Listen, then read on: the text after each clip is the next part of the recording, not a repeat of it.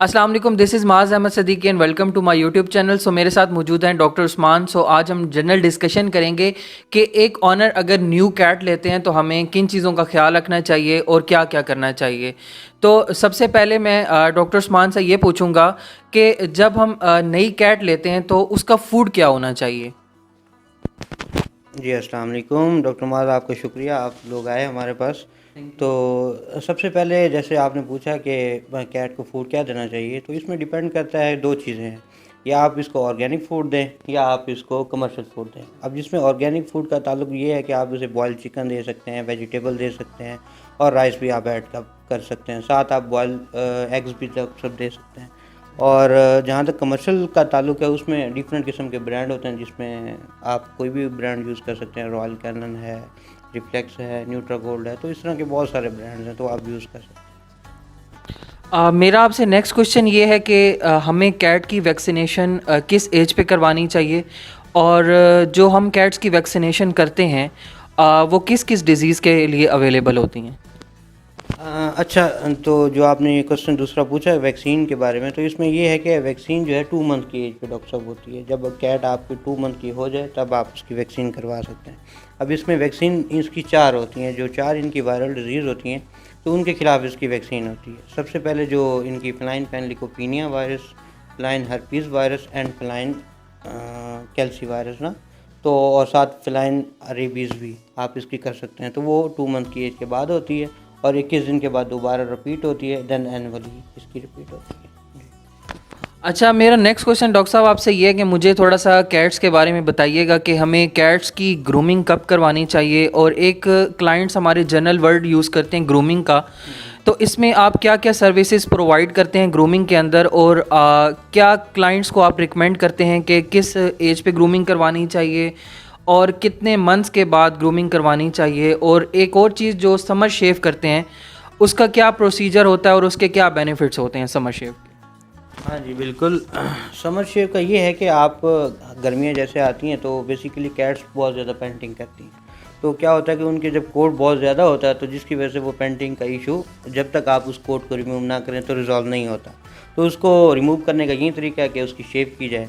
तो हम लोग रिकमेंड ये करते हैं कि गर्मियों के सीज़न में आप उसकी एक बार शेव करवा लें।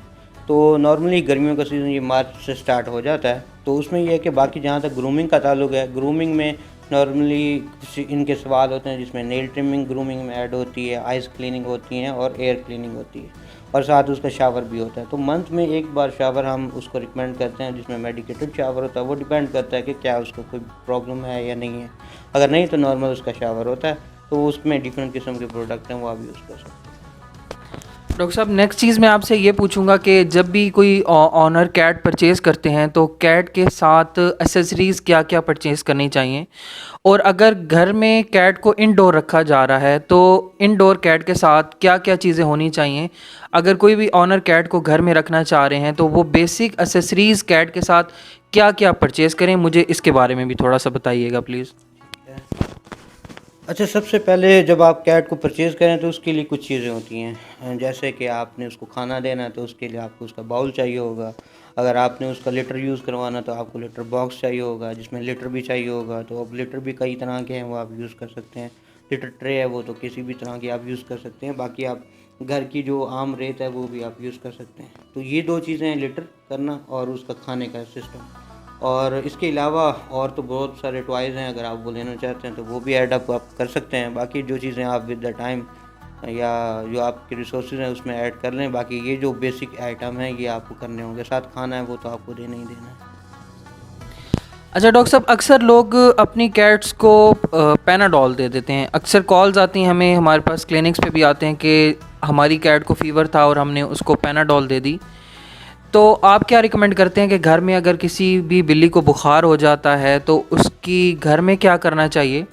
और जो ऑनर अगर पैनाडॉल दे देते हैं तो क्या वो उनको पैनाडॉल देनी चाहिए या नहीं देनी चाहिए, या इस कंडीशन में क्या प्रेफर करते हैं आप। अच्छा, बिल्कुल आपका क्वेश्चन बड़ा वैलिड है, क्योंकि ये बहुत सारे केसेस हमारे पास टॉक्सिसिटी के आते हैं। तो सबसे प्रॉब्लम ये है कि अब पैनाडॉल और जो ब्रूफिन है, ये दोनों में जो है ना पैरासीटामोल होता है, जिसमें वो टॉक्सिसिटी काज करता है पेट्स में, ख़ास तौर पे डॉग्स में भी और कैट्स में भी, दोनों में। तो ये दोनों चीज़ें रिकमेंडेड नहीं है। तो जैसे ही आपको अगर आपको लगे कि आपकी कैट डल है या खाना पीना छोड़ के बैठी है, तो आप उसको फ़ौरन किसी वेट के पास ले जाएँ। तो वहाँ आप उसको चेकअप करवाएँ, जो भी ट्रीटमेंट होगा वो डॉक्टर साहब आपको करवाएँगे। बाकी आप घर में इस तरह की कोई चीज़ ना लें। मुझे एक और बात बताइएगा कि अक्सर लोगों की कंप्लेन ये होती है कि जो मेल कैट होता है वो घर में डिफरेंट जगह पे यूरिन करना स्टार्ट कर देता है। तो इस इशू को आप कैसे देखेंगे और इसका क्या सॉल्यूशन होना चाहिए कि जो मेल कैट है वो जगह जगह पे स्प्रे कर रहा है, या फीमेल कैट भी अक्सर करती है, तो इसका क्या सॉल्यूशन होना चाहिए और आप किस एज पे प्रेफर करते हैं कि आप इसको जो भी डील करते हैं, इसके बारे में मुझे थोड़ा सा बताइएगा प्लीज़। अच्छा, ये जो आपका क्वेश्चन है ये बेसिकली हीट से रिलेटेड है। तो जब ये कैट्स या डॉग्स हैं, बेसिकली कैट्स की ही ज़्यादा हम बात कर रहे हैं, तो कैट्स के बारे में मैं आपको बता देता हूँ। तो जैसे ही वो 4 से 6 महीने की उम्र अपनी क्रॉस करते हैं, तो उसमें क्या होता है कि उनके हार्मोन्स पुबर्टी अटेन बेसिकली वो कर लेते हैं, तो हार्मोन्स की ग्रोथ बढ़ जाती है। तो जिसकी वजह से क्या होता है कि अब हीट के साइंस हैं, कैट का जिस तरह है वो बहुत ज़्यादा रोलिंग करती है ज़मीन पे, और स्प्रे करना, बहुत ज़्यादा वोकल साउंड्स उसके आ जाते हैं, और घर से भागने की कोशिश, मेटिंग करने की कोशिश।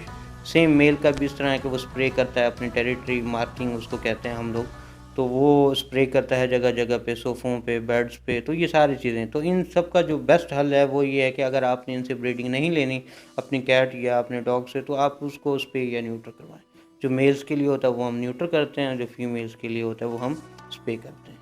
तो अच्छा, मेरा नेक्स्ट सवाल आपसे ये है कि बाज़ दफ़ा जो बिल्लियाँ होती हैं वो अपने लिटर में जाके यूरिन नहीं करती, बाहर यूरिन कर देती हैं। एक तो मुझे ये बताइएगा कि इसकी क्या क्या पॉसिबल रीज़न्स हो सकती हैं, और अगर आप चाह रहे हैं कि आप ऑनर को रिकमेंड करते हैं कि आपने छोटे किटन की जो है वो लिटर ट्रेनिंग करवानी है, तो वो उसके लिए आप क्या प्रेफर करते हैं? आप खुद उनको जाके लिटर ट्रेनिंग करवाते हैं किटन्स को, या आप क्लाइंट्स को इस बारे में क्या गाइड करते हैं? जी, लिटर ट्रेनिंग की जो बात है, जो आपने पहले कही कि लिटर क्यों वो सही यूज़ नहीं करते हैं। अब लिटर सही ना यूज़ करने की 2 वजह हो सकती हैं।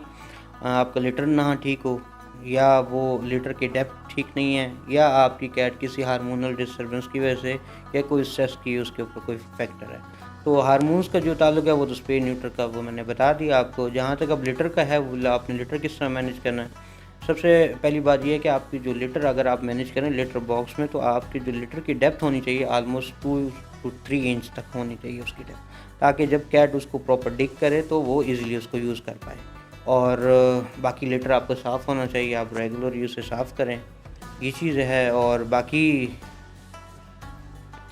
अच्छा डॉक्टर साहब, मुझे एक और चीज़ बताइएगा कि अक्सर क्लाइंट्स आते हैं हमारे पास, कैट को फंगल इन्फेक्शन है तो उनके हाथों पे भी फंगस हुई भी होती है, तो इस तरह से क्या कैट रखनी चाहिए घर में? और अगर हम कैट रखते हैं कोई ऑनर घर में, तो कौन कौन सी डिजीज़ होती हैं जो कैट से ह्यूमन में ट्रांसफ़र हो जाती हैं, और उससे बचाव के लिए, उससे केयर के लिए ऑनर्स को क्या करना चाहिए? इस बारे में भी हमें थोड़ा सा गाइड कीजिएगा। अच्छा, कैट्स में बेसिकली तो कम ही डिजीज़ होती हैं जो कि ट्रांसफ़र होती हैं, ज़ूनोटिक होती हैं जिसको हम कहते हैं। तो इसमें ये स्किन के जो इन्फेक्शन होते हैं वो कॉमनली ट्रांसफ़र हो सकते हैं ह्यूमन्स में भी। तो आपको केयर ये करनी होती है, अगर आपकी किसी भी कैट को कोई स्किन का इन्फेक्शन है, तो आप उसका पहले प्रॉपर डायग्नोस करवाएँ और उसका ट्रीटमेंट करवाएँ। बाज़ दफ़ा इनका जो ट्रीटमेंट होता है वो थोड़ा लंबा चलता है, जिसकी वजह से ओनर्स डिस्टर्ब हो जाते हैं। तो वो ये है कि वो आपको करवाना तो चाहिए, उनको आइसोलेट करें, अगर आपके पास दूसरी कैट्स हैं तो उनको अलग रखें। बाज़ दफ़ा उनके मेल अपने जो ओनर्स होते हैं उनको भी वो प्रॉब्लम्स हो जाते हैं, बट उस चीज़ को डील ये करना है कि आप अपने प्रॉपर हाइजीन आप अपनी भी मेंटेन रखें और अपना भी ट्रीटमेंट कंटिन्यू करवाएं डर्माटोलॉजिस्ट से। शुक्रिया डॉक्टर उस्मान। उम्मीद करता हूँ कि ये आपको डिस्कशन जो है वो पसंद आई होगी। अगर आप इसमें कोई क्वेश्चन पूछना चाहते हैं तो कमेंट सेक्शन में हमसे क्वेश्चन पूछ सकते हैं। Thank you so much.